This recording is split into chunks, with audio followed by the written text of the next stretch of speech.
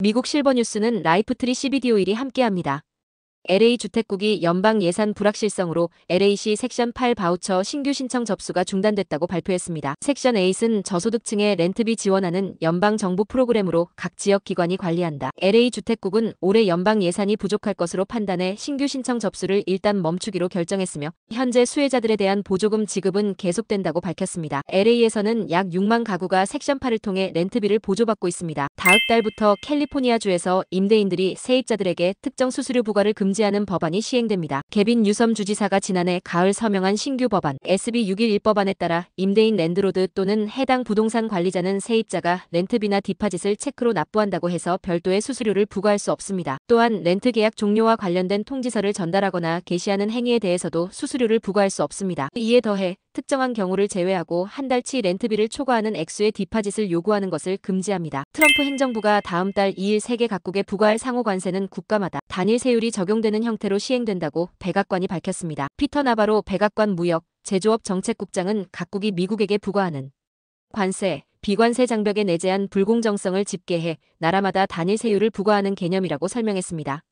이는 품목별로 세율이 달라지지 않고 미국에 대한 각국의 관세, 비관세 장벽을 종합적으로 평가해 한 나라의 수입품에 단일 세율을 적용한다는 것을 시사하는 발언으로 풀이됩니다. 트럼프 행정부의 관세 정책과 그에 따른 경제 주체들의 심리 악화로 미국 경제가 침체에 빠지는 것 아니냐는 우려가 나오는 가운데 지난달 일자리 증가 폭이 시장 전망에 다소 못 미치고 실업률도 소폭 상승한 것으로 나타났습니다. 연방노동부는 2월 미국의 비농업 일자리가 전월 대비 15만 1천 명 증가했다고 밝혔습니다. 연방정부는 고용이 1만 명 감소해 정부 효율부가 주도하는 강도 높은 공공영역 인원 감축이 고용시장에 영향을 미치기 시작했음을 시사했습니다. 2월 실업률은 4.1%로 1월의 4%에서 상승해 노동시장이 약화하고 있을 가능성을 시사했고 전문가 전망치 4%도 웃돌았습니다. 금융시장은 오늘 발표된 고용지표가 고용쇼크를 우려할 만한 수준은 아니라고 안도하면서도 경기 관련 불확실성이 여전히 남았다고 해석했습니다. 여성이 남성보다 뇌의 특정 단백질이 더 빠르게 축적돼 알츠하이머병 발병 위험이 높다는 연구 결과가 나왔습니다. 하버드대 연구팀은 알츠하이머병을 진단받은 평균 72세 노인 1,376명을 대상으로 성별 간 알츠하이머병 발병 위험을 알아보는 연구를 진행했습니다. 연구 결과 여성들은 남성들보다 기억력과 밀접하게 연관된 뇌 부위에서 타우 단백질 축적 속도가 더 빠른 것으로 나타났습니다.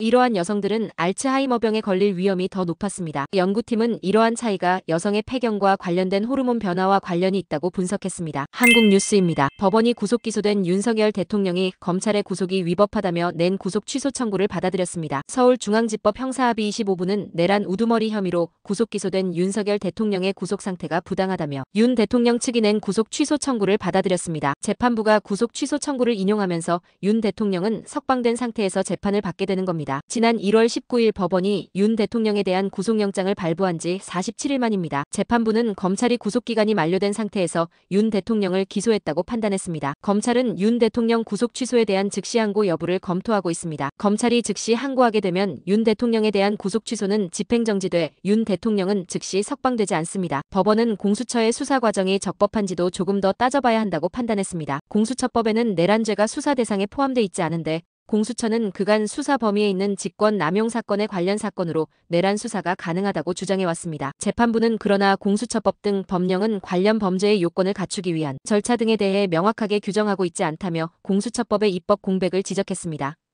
윤 대통령 변호인단은 공수처가 검찰에 사건을 넘기면서 신병 인치 절차를 거치지 않는 등 위법한 구속이라는 주장도 제기했습니다. 재판부는 이에 대해서는 대법원의 최종적 해석과 판단이 있기 전까지는 이번 구속에 관한 위법 여부는 판단하기 어렵다면서도 형사재판 절차가 시작 단계인 지금 수사 과정의 적법성에 대한 의문의 여지를 해소하는 것이 바람직해 구속 취소 결정을 함이 상당하다고 결론 내렸습니다. 끝으로 날씨입니다. 남부 캘리포니아 주말 동안 비는 그치고 기온 올라가겠습니다. LA와 오렌지 카운티 지역 낮 최고 기온 62도 밤 최저 기온 41도 예상됩니다. 벨리와 일랜드 엠파이어 지역 낮 최고 63도 밤 최저 39도 전망됩니다. 해안가 지역 낮 최고 59도 밤 최저 45도, 산간 지역은 낮 최고 35도, 밤 최저 14도, 사막 지역은 낮 최고 56도, 밤 최저 30도 예상됩니다. 오늘의 뉴스 읽어드렸습니다.